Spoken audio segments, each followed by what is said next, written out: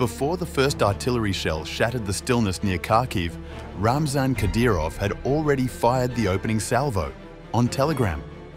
The battlefield may be ablaze with rockets and missiles, but the Chechen leader chose to highlight a more surgical, stealth-driven victory. In a dramatic early morning post, Kadyrov celebrated what he described as a textbook counter-drone operation by his elite Akhmat special forces, fighters he has long promoted as among the most disciplined and effective in Russia's arsenal. Rather than tanks or trenches, the spotlight fell on their confrontation with Ukrainian drones attempting to sneak into Russian territory before sunrise.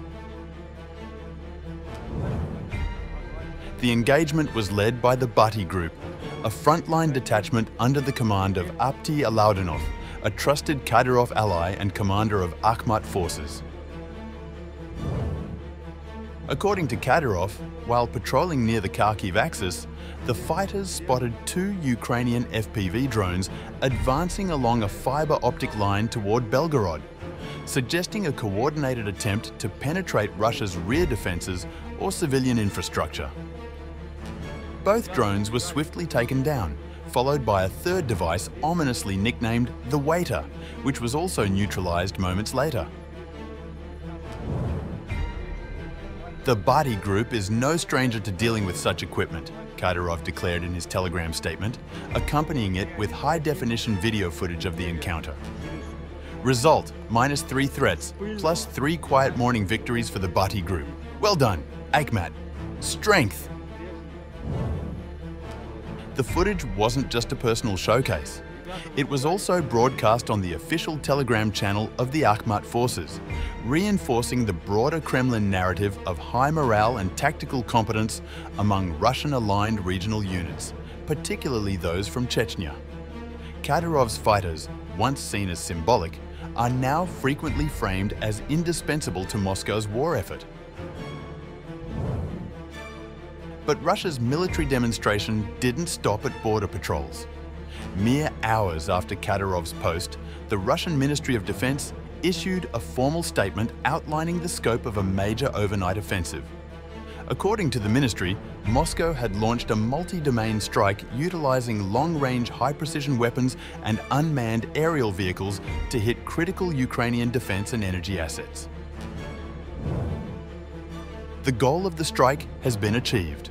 All the assigned targets have been engaged, the ministry claimed, portraying the attack as part of a broader strategy to erode Ukraine's war-fighting capacity from within by dismantling its industrial backbone and power grid. On the front lines, Russian forces also reported continued tactical gains. Along the Kharkiv axis, the 44th Army Corps conducted concentrated Grad multiple launch rocket system strikes targeting Ukrainian command posts for UAVs, as well as infantry positions and armoured vehicles reportedly hidden in dense wooded areas. The use of Grad systems underscores Russia's reliance on both precision and saturation firepower in areas of entrenched resistance.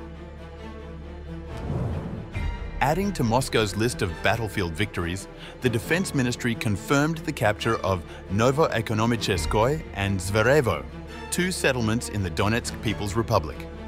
Though relatively small in size, their strategic position offers Russia firmer control of terrain and logistics corridors, signaling a slow but methodical push in contested territory. Preparations for further advances appear to be well underway. At a training facility deep in the Luhansk People's Republic, new servicemen of the 20th Guards. Combined Arms Army, those who recently signed contracts for active duty, are now undergoing specialized assault training. According to official reports, veteran military personnel and instructors are teaching them to execute coordinated attacks on fortified Ukrainian positions as Moscow prepares for possible intensified offensive operations in the coming months. As Russian forces train and fight across land and air, the sea has not been forgotten.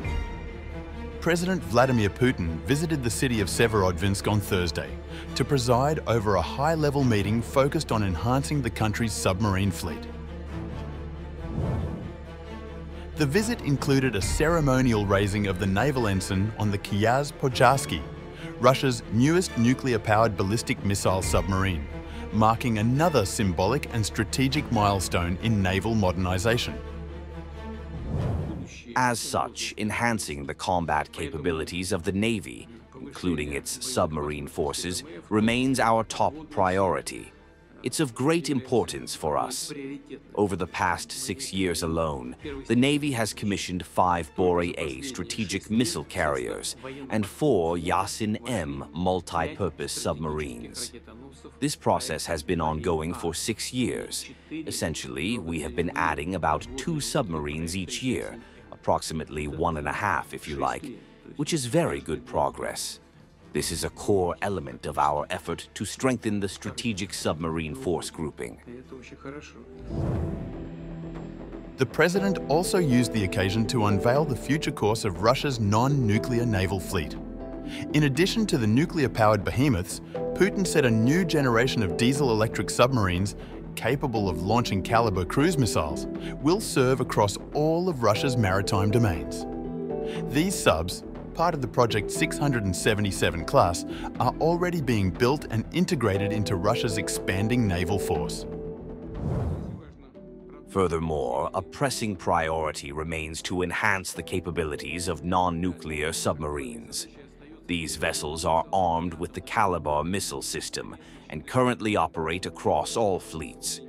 Construction of non-nuclear submarines of the Project 677 is ongoing, with the lead submarine, Kronstadt, having already been commissioned into the Navy in 2024. Overall, it is planned to build at least 9 submarines of this type. Even as Putin emphasized the future of Russia's underwater strike power, the Russian military sustained a relentless tempo across Ukrainian territory. From July 19th to 25, the Defense Ministry reported 10 group strikes targeting Ukrainian positions. These included 3 salvos that deployed high-precision air, ground and sea-launched munitions, as well as air ballistic Kinzhal hypersonic missiles, adding an unmistakable edge to the Kremlin's warning. The targets of these strikes were expansive: defense enterprises, military airfields, drone production and storage facilities, weapons depots, and even recruitment and coordination centers for Ukrainian troops. Moscow also said it targeted temporary bases housing not only Ukrainian armed forces, but also nationalist formations and foreign fighters embedded in Kyiv's ranks. While diplomacy once brought Moscow and Kyiv to the same table, the language of war now dominates the conversation. From precision drone interceptions in Kharkiv to hypersonic missile strikes and expanding submarine fleets, Russia is no longer merely responding to threats. It is sculpting the battlefield on its own terms. The pursuit of peace has been drowned out by the roar of escalation.